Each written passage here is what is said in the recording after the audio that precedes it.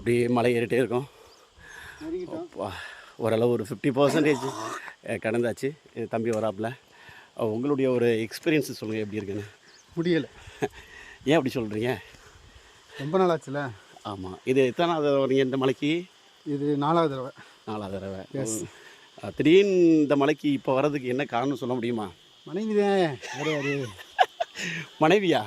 S. என்ன இப்படி சொல்லிட்டீங்க? ஒரு மனைவி அப்படி சொல்லலாமா நீங்கள்? மனைவி தப்பு சொல்லலை சார், கொடுத்துட்டு போயிடாதீங்க. ஏன் போய் ஆகணும்னு அப்படி பண்ணிட்டாங்க.